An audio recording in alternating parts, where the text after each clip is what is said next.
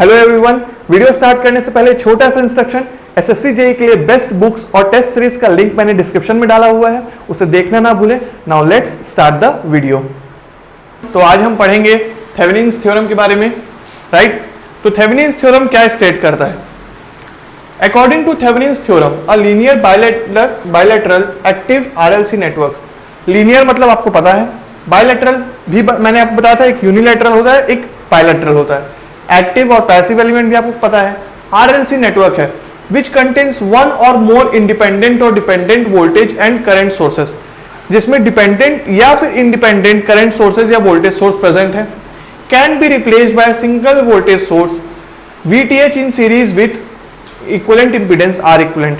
मतलब कि क्या, सपोज मैं ड्रॉ करूं सर्किट, तो ये क्या है, मेरा एक नेटवर्क है, राइट। क्या है ये? नेटवर्क है,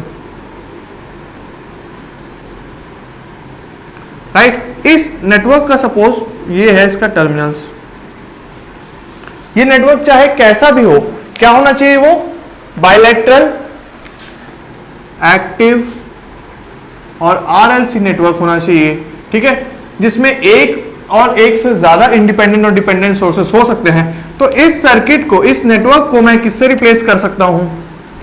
इसको मैं पूरा सिंप्लीफाई करके एक ऐसा सर्किट बना सकता हूं जो कि इक्वल टू हो एक voltage source in series with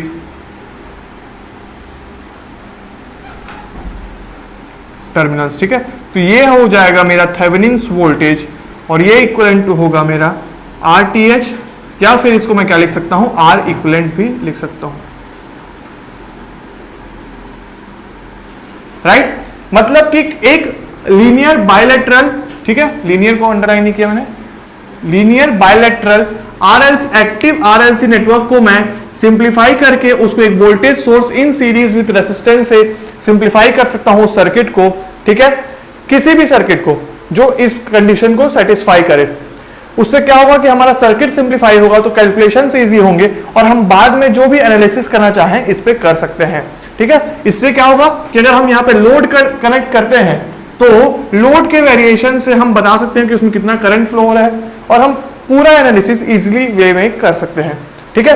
next thing, मान लीजिए अगर ये RTH की वैल्यू जो है वो अगर इनफाइनाइट हो जाए, तो अगर RTH की वैल्यू इनफाइनाइट हो जाती है तो ये क्या हो जाएगा? Open circuit, right. अगर RTH is equal to infinite, ठीक है, RTH is equal to infinite, then Thevenin's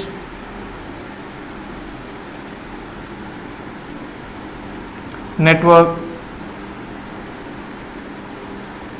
does not exist।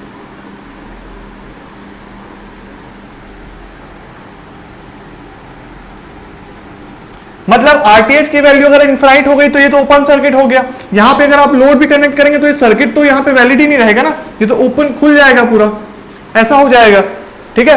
तो उस केस में हमारा थेवेनिन्स नेटवर्क एग्जिस्ट नहीं करेगा, ठीक है। तो यहां पे एक कंडीशन सेटिस्फाई होना चाहिए कि RTH इनफाइनाइट नहीं होना चाहिए, राइट। तो आप ये याद रखेंगे, RTH यहां पे इनफाइनाइट नहीं होना चाहिए। नेक्स्ट थिंग, ये आपको पता था, हम जब कैलकुलेशन ऑफ रेसिस्टेंस पढ़े थे, बेसिक कॉन्सेप्ट ऑफ रेसिस्टेंस पढ़े थे, तब हमने इक्विवेलेंट रेसिस्टेंस निकाला था बहुत सारे सर्किट्स का, ठीक है।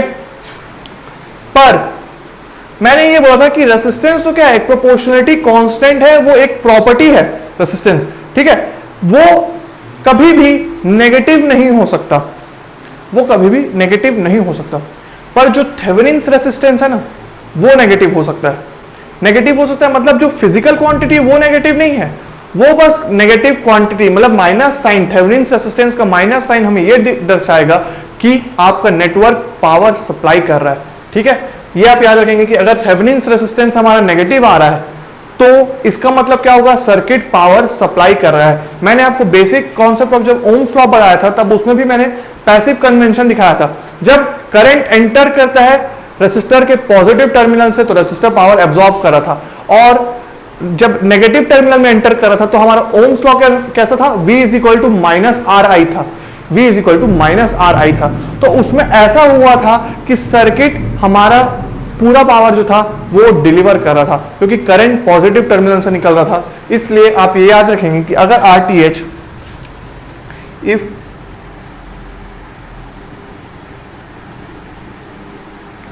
RTH is negative,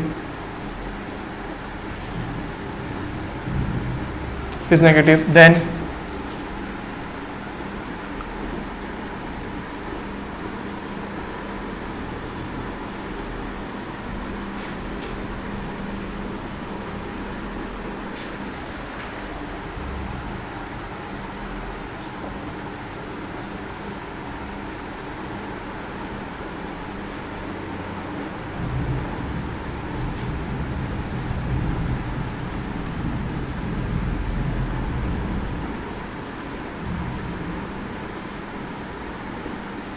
तो मैं आपको कुछ क्वेश्चंस ऐसे करवाऊंगा जरूर जिसमें नेगेटिव वैल्यू आएगी RTH की, तो हम समझेंगे उसका सिग्निफिकेंस और डिटेल में, ठीक है।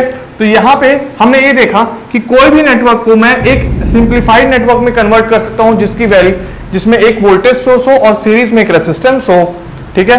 और हमने ये ध्यान देना है कि RTH इन्फिनाइट नहीं होना चाहिए, वरना थेवेनिन्स एग्जिस्ट नहीं करेगा। और RTH की वैल्यू नेगेटिव होने से हमें घबराना नहीं, हमें ये समझना है कि पावर डिलीवर हो रहा है या नेटवर्क पावर सप्लाई कर रहा है। अब ये VTH और RTH ये हम फाइंड कैसे करेंगे, इस सर्किट को कैसे कन्वर्ट करेंगे, उसके कुछ स्टेप्स लिस्ट आउट कर दिए हैं मैंने, ठीक है। क्या करना है आपको, ये एक नेटवर्क था, उस नेटवर्क को ओपन टर्मिनल करके, मतलब मान लीजिए अगर यहाँ पे लोड है कनेक्टेड है, तो मैं उस लोड को ओपन सर्किट करूंगा और फिर इस तरफ से इधर से मैं देखकर आर इक्विवेलेंट निकालूंगा सर्किट का और यहां पे निकाल लूंगा VTH, ठीक है।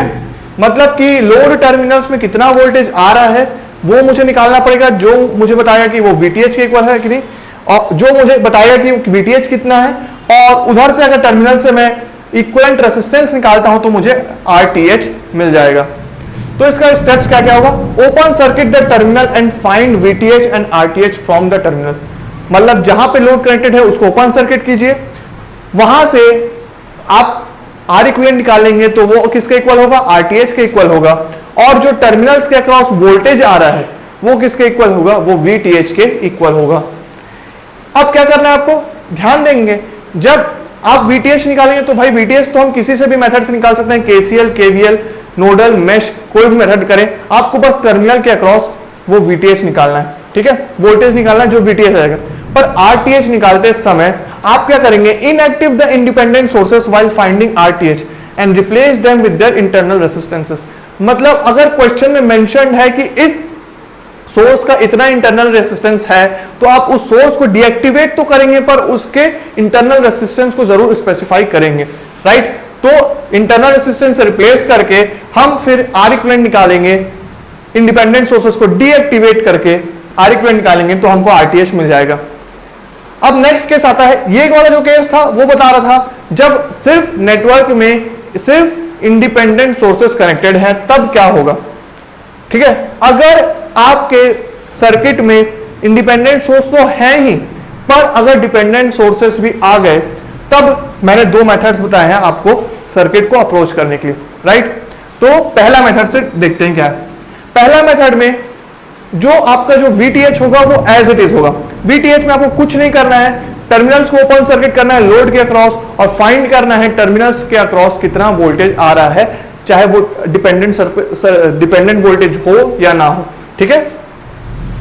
RTH निकालते टाइम आप क्या करेंगे, जब ओपन सर्किट वोल्टेज क्या था, VTH हमारा आ गया, ठीक है।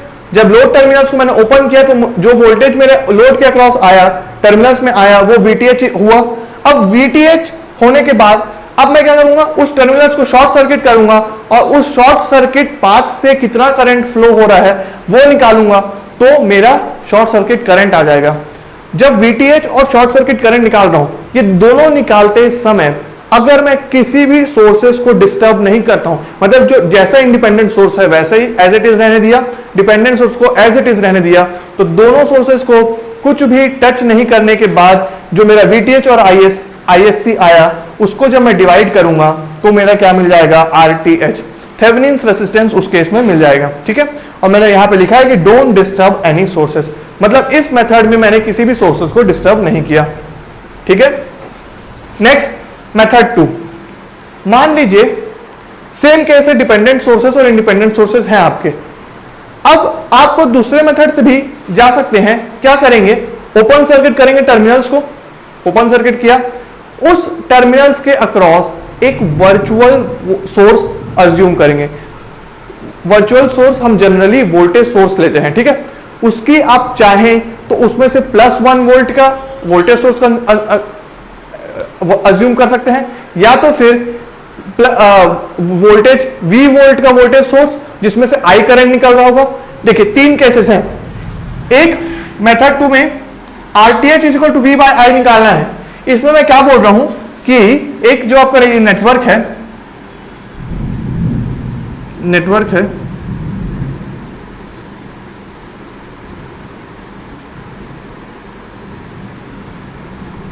ये ऐसा था, राइट। अब मैं बोल रहा हूं यहां पे एक वर्चुअल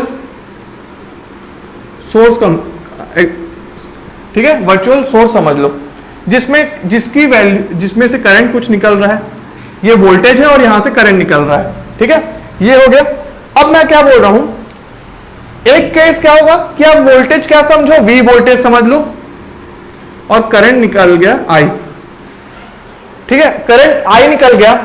अब आप क्या करना, जितने भी इंडिपेंडेंट सोर्सेस थे उसको करोगे आप डीएक्टिवेट, उसको कर दिया डीएक्टिवेट। सर्किट में अब क्या बचे, सिर्फ डिपेंडेंट सोर्सेस बचे, डिपेंडेंट सोर्स बचे। और हमारे पास क्या मैंने माना कि था, एक टर्मिनल्स के अक्रॉस वर्चुअल वोल्टेज सोर्स है जो करंट I दे रहा है।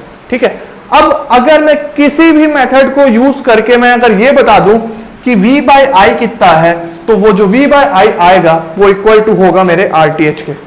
ठीक है, V/I जो आएगा वो इक्वल टू होगा RTH के। तो पहला मेथड क्या होगा कि मैं कैसे भी करके बता दूं V/I क्या होगा, जो कि इक्वल टू होगा, सॉरी इसको मैं लिखता हूं, पहला मेथड होगा RTH =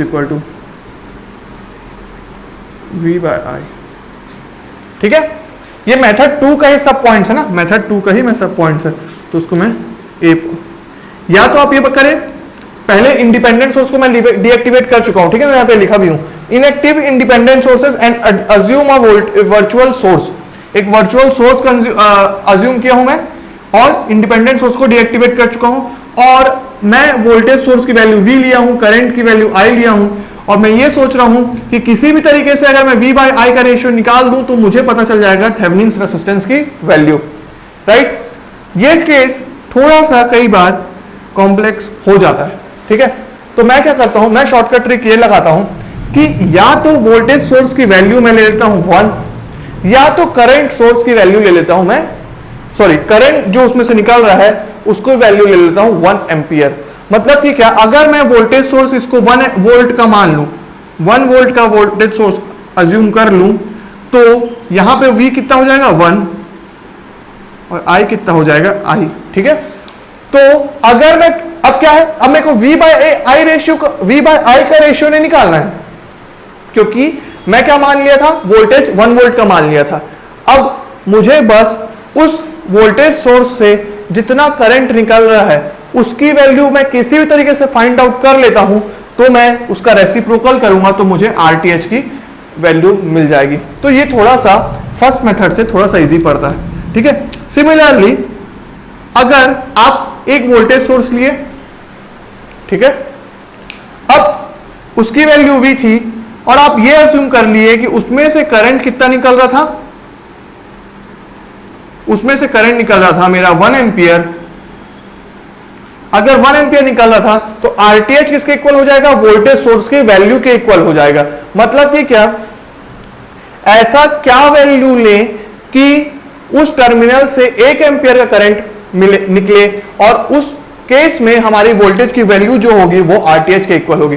तो इसमें भी हमको क्या निकालना पड़ेगा, सिर्फ V का वैल्यू निकालना पड़ेगा, जो निकालना कंपैरेटिवली इजी है एज कंपेयर टू V/I का रेशियो निकालना, क्योंकि B और C में हमको कोई एक ही चीज को निकालना पड़ेगा। ठीक है, तो उसको हम रेशियो से करके, उस रेशियो का करके इजिली निकाल सकते हैं। तो मैं ज्यादातर ये दोनों मेथड्स को प्रेफर करता हूं। ठीक है, जब हम न्यूमेरिकल्स करेंगे तो हम इन क्वेश्चंस को और इन मेथड्स को और डिटेलिंग में पढ़ेंगे तो आपको और अच्छे से क्लियर हो जाएगा कि इसको कैसे अप्लाई करना है।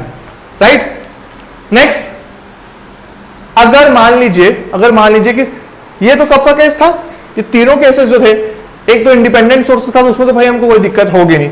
डिपेंडेंट सोर्स आएगा तो दो मेथड थे हमारे पास, एक में कोई किसी को डिस्टर्ब नहीं करना है, VTH बाय ISC निकाल लेना है, एक बार टर्मिनल को ओपन सर्किट करके वोल्टेज निकालना है, एक बार शॉर्ट सर्किट करके शॉर्ट सर्किट करंट निकालना है, रेशियो करके RTH निकाल लेना है। ठीक है, सेम केस RTH निकालने का, एक बार वर्चुअल सोर्स का अज्यूम करना है और सारे इंडिपेंडेंट सोर्सेस को डीएक्टिवेट करना है, और फिर 3 केसेस मैंने बता दिए थे। अगर सर्किट में सिर्फ और सिर्फ डिपेंडेंट सोर्सेस हो और एक भी इंडिपेंडेंट सोर्सेस नहीं हो, इंडिपेंडेंट सोर्सेस नहीं है, तो पहला कंक्लूजन तो ये मिलता है कि भाई वो सर्किट जो है ना उसको कोई पावर सप्लाई कर ही नहीं रहा है सर्किट में। ठीक है, तो उस केस में हमारा जो पहला ही कंक्लूजन हो जाएगा कि VTH इज इक्वल टू 0 और short circuit current is equal to 0 उस केस में। ठीक है, उस केस में सिर्फ जिसमें डिपेंडेंट सोर्सेस हैं सर्किट में उसमें VTH 0 होता है और ISC 0 होता है। अब अगर RTH निकालना है उस केस में, अगर RTH निकालना है, थेवेनिन रेजिस्टेंस निकालना है उस केस में, तो आप क्या करेंगे, तो आप सिर्फ और सिर्फ मेथड 2 को यूज करेंगे क्योंकि वो ज्यादा इजी पड़ेगा। राइट, ये कॉन्सेप्ट्स आप लिख लेंगे अपने कॉपी में या तो स्क्रीनशॉट ले लीजिए। अगर इसको लेने के बाद एक बार आप इसको इससे गो थ्रू करेंगे, उसके बाद जब हम न्यूमेरिकल सॉल्व करेंगे तो इसे समझेंगे कि इन सारे कॉन्सेप्ट्स को कैसे अप्लाई करना है क्वेश्चंस में। ठीक है, काफी अच्छे अच्छे क्वेश्चंस मैंने रखे हैं आपके पास चुन के, तो उसमें हम देखेंगे कि ये सारे कॉन्सेप्ट्स को कैसे अप्लाई करेंगे। राइट, तो चलते हैं अब न्यूमेरिकल्स की ओर और इस कॉन्सेप्ट को और अच्छे से ग्रास्प करते हैं। Thank you everyone for watching this video till the end. Please like this video and share it with your friends. And if you are new to this channel, subscribe to our YouTube channel and don't forget to hit the bell icon to get the latest updates. SSC JEE के लिए best books और test series का link मैंने description में दे दिया है, और अगर आप हमारा टेलीग्राम चैनल ज्वाइन करना चाहते हैं तो उसका लिंक भी मैंने डिस्क्रिप्शन में और फर्स्ट कमेंट में दे दिया है। तो मिलते हैं नेक्स्ट वीडियो में, तब तक के लिए हैव अ गुड डे, सी या।